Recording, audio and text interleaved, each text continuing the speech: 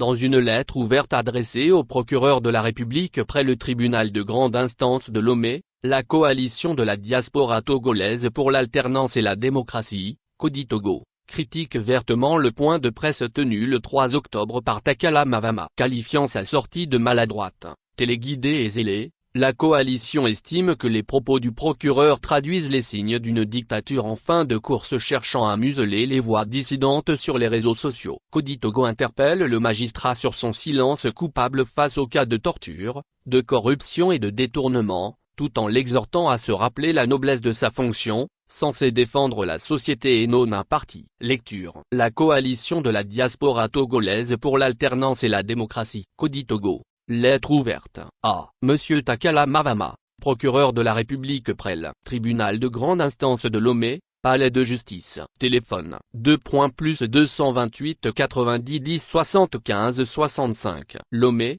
Togo. Fait à Paris, le 13 octobre 2025. Objet. Votre point de presse du 3 octobre 2025. Une sortie maladroite, téléguidée et zélée, digne d'une imposture qui cache mal le profond malaise et la torpeur au sein de la vieille dictature décadente RPT/UNIR.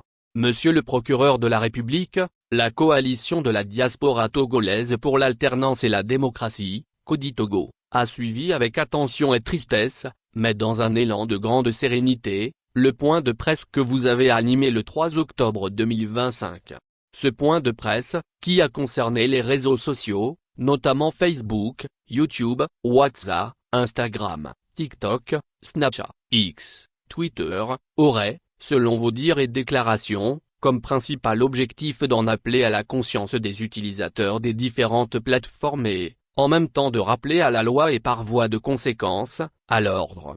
Cette sortie, déplacée maladroite et téléguidée depuis le cœur du système RPT/UNIR, loin d'être une œuvre de pédagogie comme le prétend l'adepte, le partisan, le mandataire exécutant de procureur, ne véhicule en réalité que des menaces et des intimidations que vous brandissez contre les voix critiques et dissidentes envers votre mandant, la dictature décriée.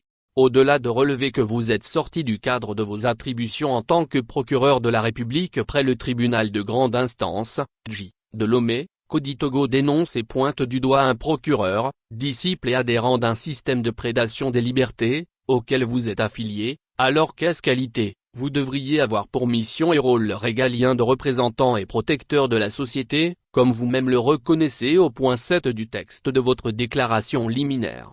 Et pour conclure votre point de presse téléguidé, monsieur le procureur étonne et surprend, la complicité par approbation expose également à des poursuites, car la loi nous impose à tous de dénoncer tout crime ou délit dont nous avons connaissance. CODI Togo relève à ce propos, avec gravité et déception, que non seulement le magicien et sorcier du droit de procureur s'est substitué au législateur pour créer l'infraction de complicité par approbation, mais aussi il ose parler d'infraction de non-dénonciation de crime ou délit. En tout état de cause, vous êtes très mal placé, voire indigne à parler aux Togolais d'infraction de non-dénonciation de crime ou délit, dans la mesure où dans vos bureaux jonchent des pilets d'état de dossiers de torture, de corruption, de détournement, des rapports de la Cour des comptes et de la Haute Autorité de prévention et de lutte contre la corruption et les infractions assimilées, APLUSIA, auxquelles vous n'avez réservé que des suites d'impuissance et de mépris.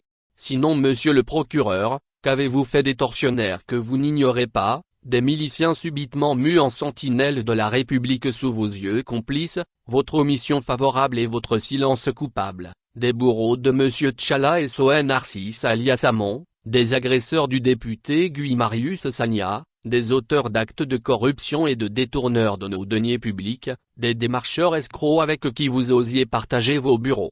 Point.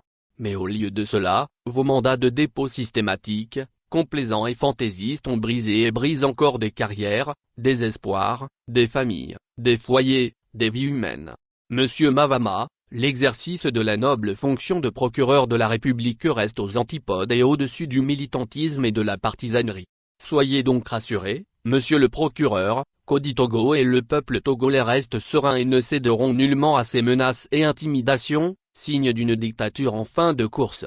Et comme le dira si bien l'autre, quand un dictateur commence à surveiller les réseaux sociaux, à contrôler les commentaires, les partages ou même les leaks. Ce n'est pas une démonstration de force, c'est un aveu de peur. Un pouvoir solide n'a pas besoin d'espionner son peuple. Seul celui qui craint la parole veut la faire taire. Il a la peur du ridicule, la peur de perdre la main sur la narration. Dans les dictatures modernes, le pouvoir ne repose pas seulement sur les armes, mais sur la maîtrise de l'information. Ce genre de réaction n'est pas nouveau. Dans l'histoire, chaque fois qu'un tyran sent sa fin approcher, il devient paranoïaque. Alors quand un gouvernement dit vouloir surveiller les réseaux sociaux, il faut comprendre le message caché. Il a peur des mots, il a peur des idées, il a peur des vérités qui circulent trop vite pour être étouffées. Et la peur du pouvoir devient le courage du peuple. Le peuple togolais adore et déjà décoder vos faits et gestes, votre message. Il vous a à l'œil. Que viennent les tyrans, ton cœur soupire vers la liberté. Dans cette attente, recevez nos salutations. Pour Kodi Togo, Raphaël Bado, coordinateur général.